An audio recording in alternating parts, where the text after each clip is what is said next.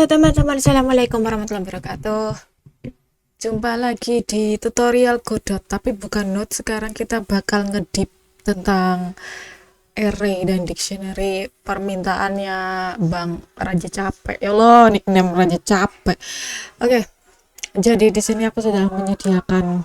Oh ya, jangan lupa teman-teman di like, di share, di komen, di subscribe, disebarkan, dicengkring ya. Apalagi yang udah request ya.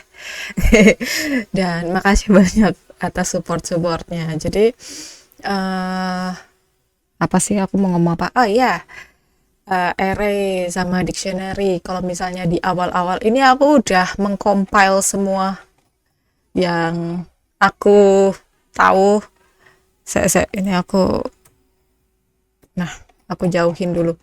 Nah, tentang array sama dictionary. Jadi kalau array itu gabungan-gabungan data. Jadi kayak hewan itu apa aja, ada ayam, ada burung, ada sapi, ada domba gitu kan. Tapi kalau dictionary dia itu punya data. Jadi kalau array cuma list doang, langsung ke hasilnya kan, burung, ayam dan lain-lain. Dan kalau misalnya dictionary dia punya key sama value. Jadi key itu kayak misalnya namanya juga dictionary ya. Kalau misalnya teman-teman buka dictionary, buka kamus, itu kan pasti ada kayak misalnya kamus bahasa Inggris Indonesia deh, pasti key misalnya apple gitu, pasti hasilnya value-nya apple. Atau misalnya key-nya itu grape, terus terjemahannya itu kan anggur gitu. Jadi key itu yang di depannya, itu yang sebelah kirinya itu, terus value itu ya hasilnya gitu. Itu dictionary. Itu kalau misalnya kita artikan dictionary sebagai kamus yang benerannya ya. Tapi kalau misalnya di Godot dan mungkin di bahasa pemrograman yang lain, dictionary itu key sama value. Biasanya itu buat nyimpen data-data kayak misalnya player dia punya nama player, terus namanya gitu kan. Jadi kayak nama, terus namanya siapa, terus levelnya berapa gitu. Jadi kayak let's say aku contohin aja, misalnya teman-teman variannya all player gitu, terus name titik dua Nurul, terus levelnya aku misalnya level terus titik dua satu gitu. Dan ini nanti bisa diisi yang lain gitu, bisa name yang lain, siapa kayak Michael Jordan level 50 gitu contohnya, dan lain-lain. Itu dictionary. Itu perbedaan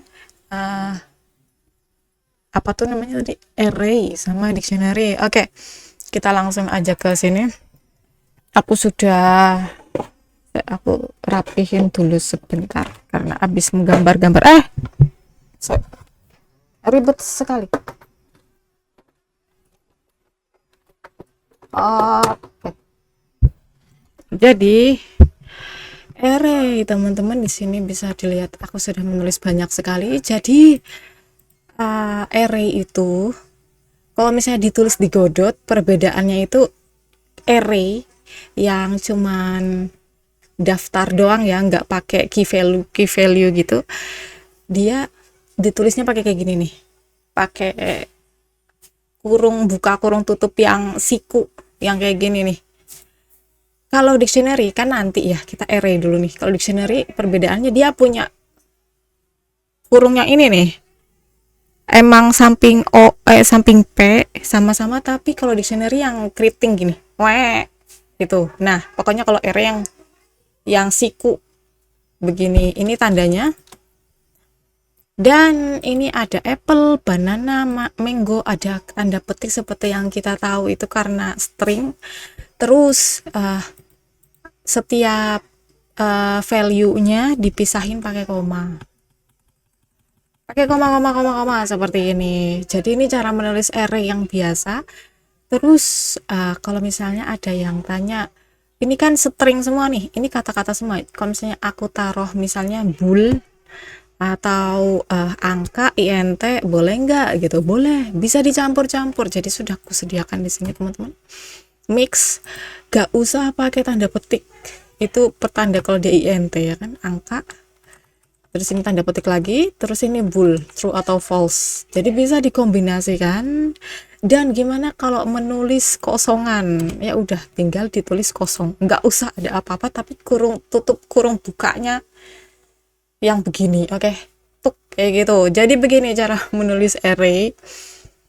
Kita lanjutin ke ready. Jadi di sini kita masuk append. Append ini apa? Append ini untuk menambahkan value. Jadi aku tulis di sini menambahkan value. Di sini kan nggak ada orange nih. Jadi fruits ini variannya di titik ya, terus append nambah orange. Nanti di daftar array ini ada orange-nya. Jadi supaya terlihat sangat terpercaya, aku sambil play. Aduh. Nah, di sini ada, di bawahnya langsung ada orange-nya teman-teman, karena kita menambahkan orange. Lalu itu tentang append, kita erase sekarang. Kita kalau misalnya erase ini untuk menghapus value. Oke, terus di sini sudah ada semua, kita tinggal refresh. Oke, di sini gak ada banana karena sudah kita hapus. Oke. Terus ini kan dia menghapus value-nya apa gitu. Gimana kalau misalnya menghapus tapi pakai indeks?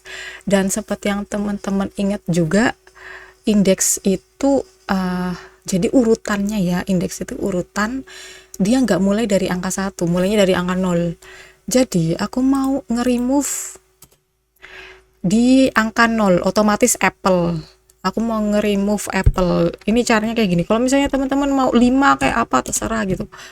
Yang penting ada isinya. Enggak nanti tidak terhapus. Menghapus sesuai indeks. Oke, kita refresh lagi.